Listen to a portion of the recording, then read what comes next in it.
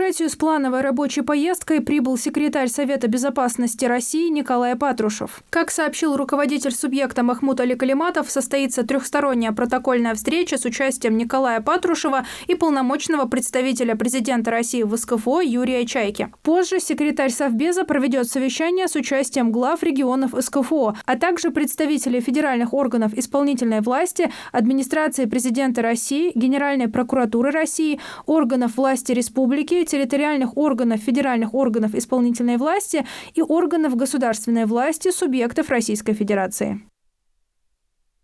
Глава Ингушетии издал распоряжение в связи с наступлением священного месяца Рамадан. В документе говорится, в целях создания благоприятных условий для соблюдения верующими поста рекомендовано сократить на 1 час продолжительность рабочего дня в период месяца Рамадан в органах государственной власти, местного самоуправления и в учреждениях и организациях Ингушетии. Ответственным службам обеспечить бесперебойную подачу электроэнергии, газа, воды и функционирование средств связи на период священного поста.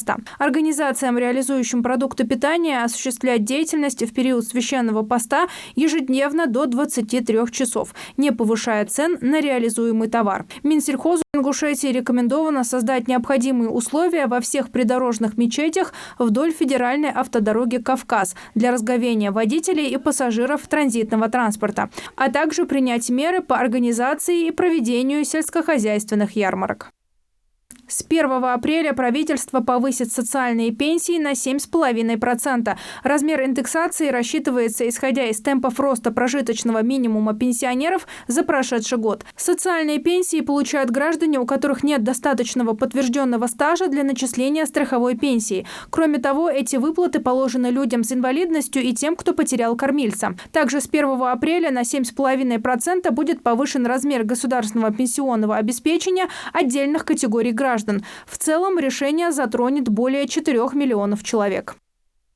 С 12 марта в республике запланировано открытие пожароопасного сезона. Уже разработан план мероприятий по недопущению пожаров на территории лесного фонда Ингушетии. В целях информационного взаимодействия в случае возникновения лесных пожаров и оказания необходимой помощи при ликвидации возгорания Минприроды заключила соглашение с МЧС России по Ингушетии, природоохранными ведомствами Чечни и Северной Осетии, администрациями муниципальных районов Ингушетии.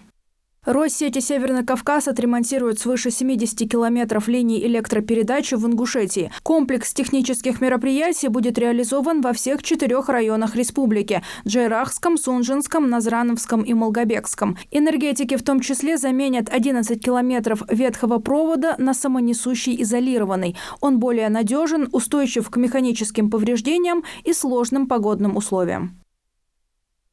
На окраинах сельских поселений Инарки и Псидах ликвидировали стихийные свалки. Свалки появляются по вине местных жителей, которые выбрасывают мусор в непредусмотренных для этого местах. Сотрудники ЖКХ привели загрязненные территории в надлежащий вид и призывают население соблюдать правила утилизации мусора, вывозить бытовые отходы на специализированные свалки и полигоны. В Горной Ингушетии продолжаются работы по фиксации и учету памятников истории и культуры. В эти дни работы проведены на архитектурных комплексах Говст, Харп, Морч и Ний. Одной из важных находок являются остатки старой разрушенной мельницы. Работы ведут сотрудники Джайрахско-Асинского музея-заповедника совместно со специалистами АСМ Групп. Партнерами проекта являются благотворительные фонды «Сафмар» и «Возрождение».